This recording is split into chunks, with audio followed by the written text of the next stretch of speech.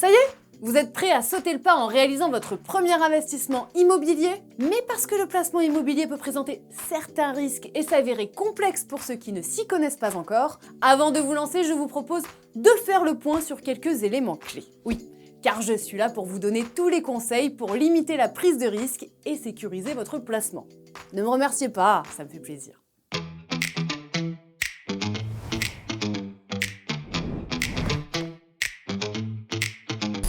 Un bon investissement rime avec préparation et c'est aussi valable pour un placement immobilier. C'est un peu comme une compète de sport. Bon, sauf que ce n'est ni une compète, ni du sport. Mais bon, il faut se préparer aussi.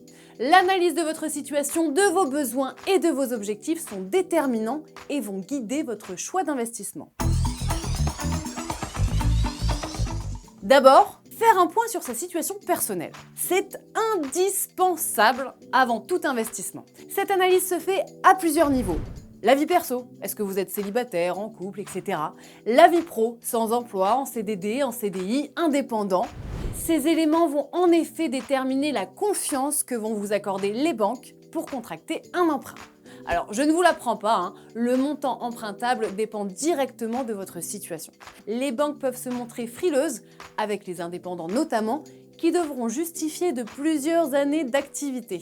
Au contraire, la sécurité de certains emplois ou statuts rassure les banques. Je pense notamment au statut de fonctionnaire.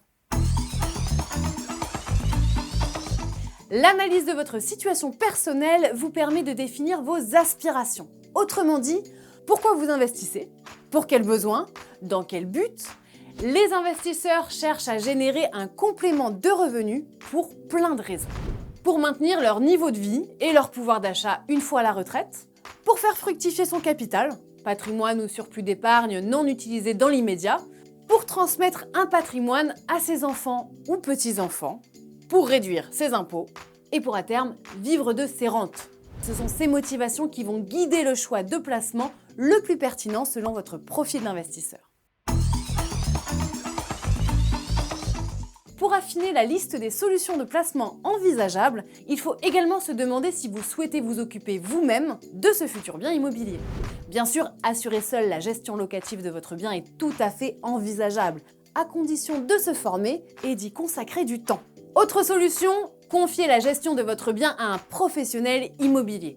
Il saura répondre à vos questions et satisfaire à vos exigences. La satisfaction du client est la seule politique de la maison. Pour des raisons économiques, il est tentant de vouloir assurer seul la gestion locative de votre bien. Concrètement, ça permet d'économiser les frais de gestion, soit entre 5 et 10% hors taxe des sommes encaissées. Mais, il y a un mais. Il s'agit d'un métier à part entière qui nécessite l'acquisition de connaissances indispensables pour s'y consacrer. Des connaissances juridiques, par exemple la rédaction du bail. Des connaissances techniques, avec par exemple la réalisation de l'état des lieux. Des connaissances comptables également, par exemple quittance et régularisation des charges.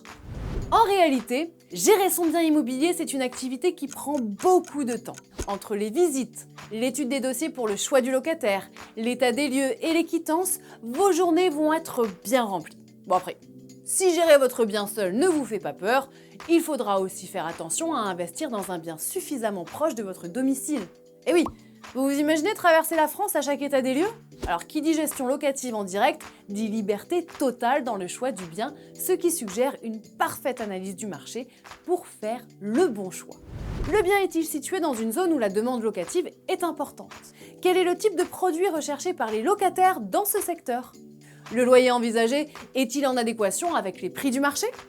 Et si vous ne faites pas attention à ça, vous vous exposez à un risque de vacances locatives pouvant remettre en cause la rentabilité financière de votre projet. Et autant vous dire qu'une vacance locative, c'est quand même moins fun que des vacances aux Maldives. Autre possibilité, déléguer la gestion locative de son bien afin d'être accompagné par un agent immobilier pour plus de sécurité et pour gagner beaucoup de temps.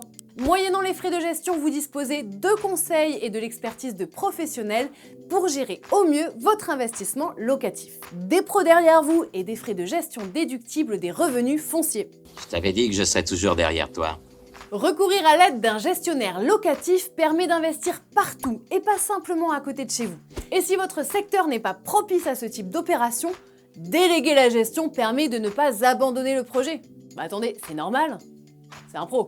Toujours concernant la gestion locative déléguée à un professionnel, dans certains cas, c'est tout simplement nécessaire, et notamment pour les résidences étudiantes, les résidences seniors, les biens sous le régime monument historique et les investissements en nue propriété. Allez, on résume. L'analyse de votre situation personnelle et la définition de vos objectifs doivent être le point de départ à toute réflexion d'investissement. Ensuite, une parfaite connaissance des dispositifs et de leurs spécificités est indispensable si vous envisagez une gestion locative en direct. Dans le doute, n'hésitez pas à vous former ou à vous entourer d'un professionnel.